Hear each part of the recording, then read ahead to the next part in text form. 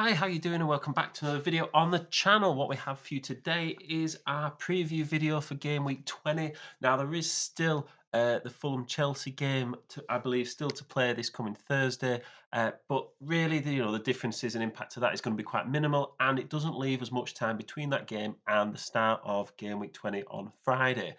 So if you are new to the channel, please do subscribe if you want to keep up to date with all the content that we're putting out each week. Usually get 2 videos out a week, and we're looking to eventually get to 100 subscribers. That is the dream. So if you can help out with that, it would be appreciated. Thank you to all of those who are supporting the channel so far, and let's get into it. So I'm going to start with my team from game week 19, and it has been a green arrow of about 100k so far at the moment.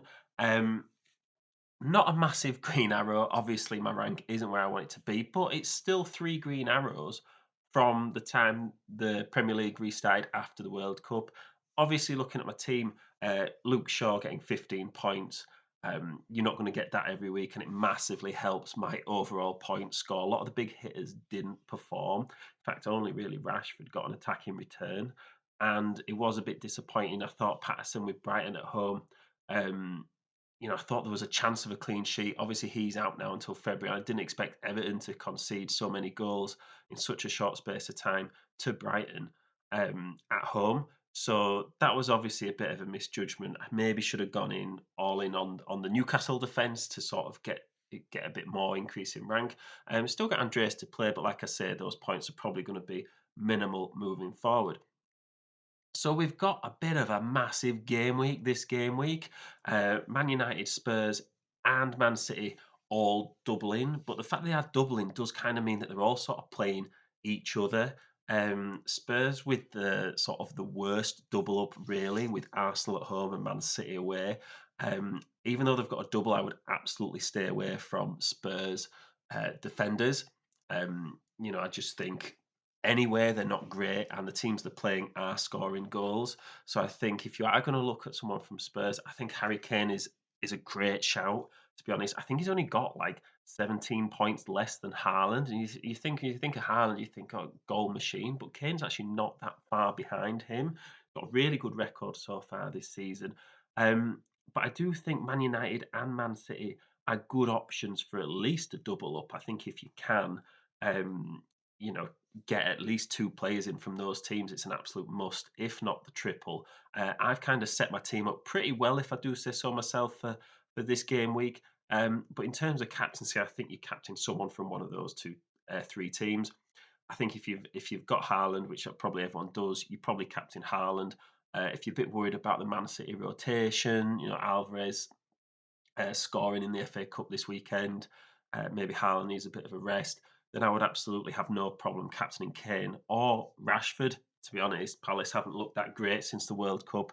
I think they're both good options if you were looking to be a bit risky. So moving on to my team, I have 2 free transfers which I do kind of want to use up. Um, this is how it looks as it stands, but I do think I could get Salah out. Liverpool haven't looked great. They look a bit tired. Like, yeah, he scored at the weekend, but potentially should have been offside. And I think if I swap Salah and upgrade Greenwood to Kane, I can have a strike force with all 3 strikers, like a starting for good teams, um, in double game weeks.